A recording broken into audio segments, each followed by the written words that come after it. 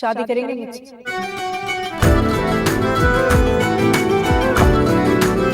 मोहब्बत तो है आपको मुझसे, वरना यूं किसी की जिंदगी को अपनी आंखों में कैद तो कोई नहीं करता है। आपकी सारी ड्राइंग्स देखी हैं मैंने।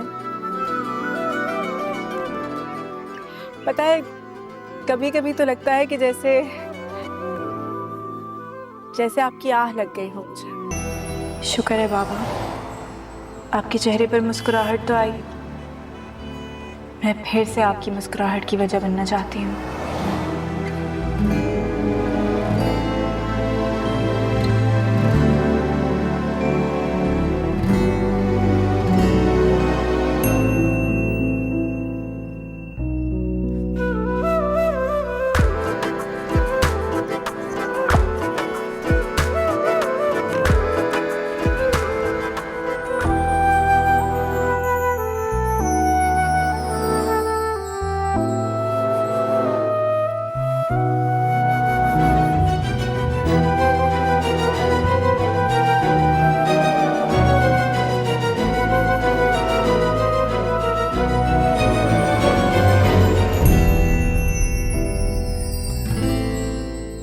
ईमान जी,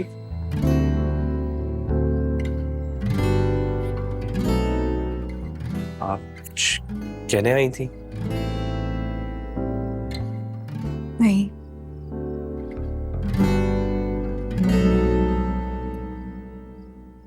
ईमान जी,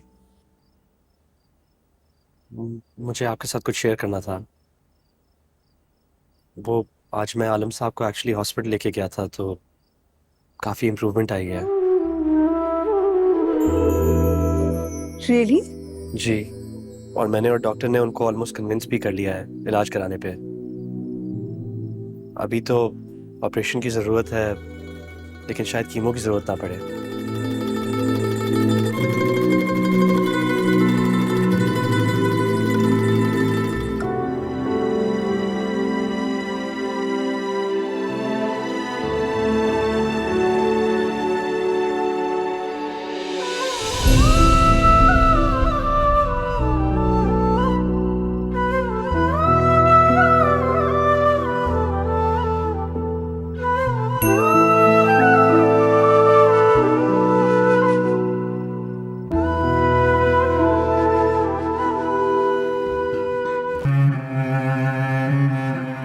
जी फरमाइए।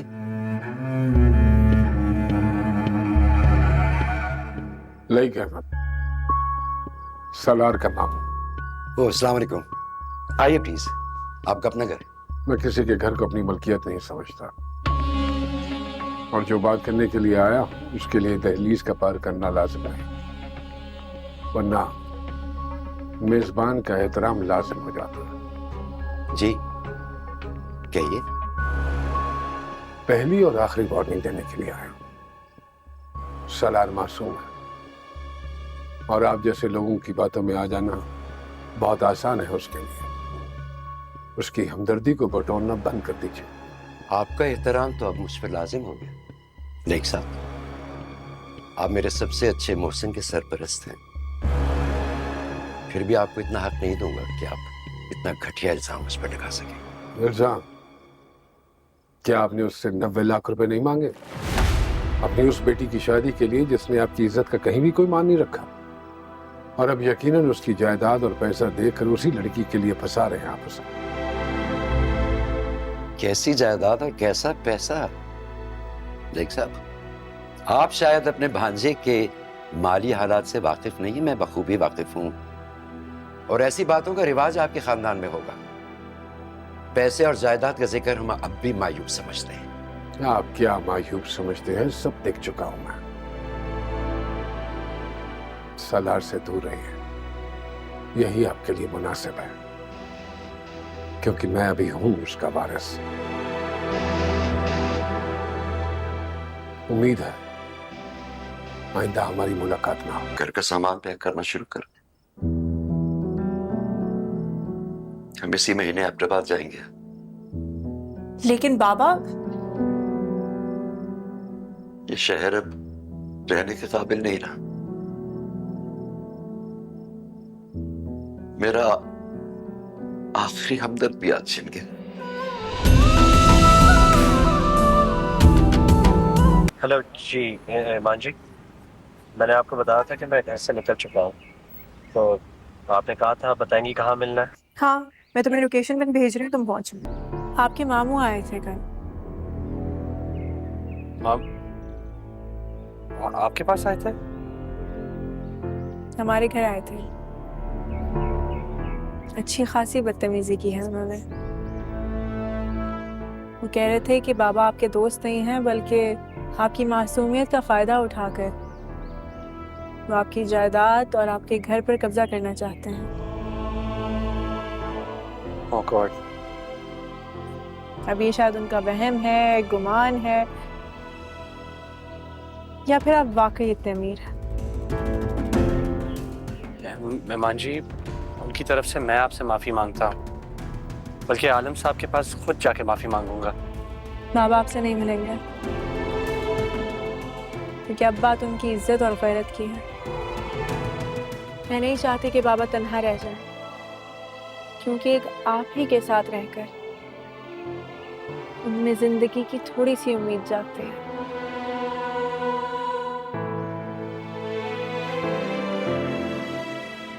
आप जानते हैं आपके मामू और क्या कह रहे थे? उन्होंने इल्जाम लगाया है कि बाबा आपको इसलिए ट्रैप कर रहे हैं कि आपकी शादी मेरे साथ करवा सकें। हाँ जी, आई एम सॉरी। आप फिक्र मत करें, वो दोबारा आपको परेशान नहीं करेंगे। वैसे भी चंद दिनों में वापस जा रहे हैं। मैंने आपको इसलिए बुलाया है यहाँ, क्योंकि मैं उनके इस इल्जाम को सच करना चाहती हूँ। शादी करेंगे मुझसे?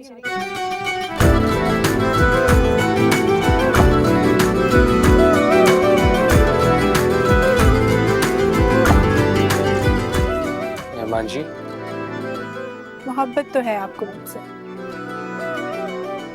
वरना यूं किसी की जिंदगी को अपनी आंखों में कैद तो कोई नहीं करता है। आपकी सारी ड्राइंग्स देखी हैं मैंने। पता है, कभी कभी तो लगता है कि जैसे आपकी आह लग गई हो मुझे, वरना सब कैसे बनते बनते बिगड़ गया। क्या कहा आपने? नहीं ईमान जी, मैं मर के भी आपके लिए ऐसा नहीं चाह सकता। जानते हैं, पर क्या है ना कि कभी कभी किसी और की मोहब्बत किसी दूसरे की मोहब्बत पर भारी पड़ जाती है। आप जानते हैं मैंने आपको यहाँ क्यों बुलाया है? ये वो जगह है जहाँ मैंने और जैन ने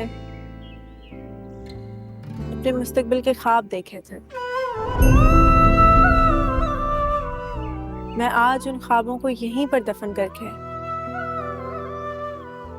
आपसे आपकी मर्जी जानना चाहती हूँ।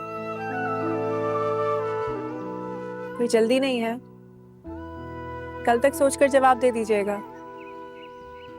वरना बाबा और मैं कुछ ही दिनों में हमेशा के लिए आपके बाद चले जाएंगे।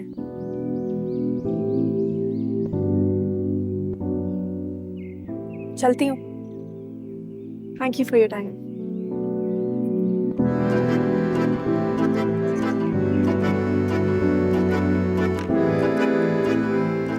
हाफिज़।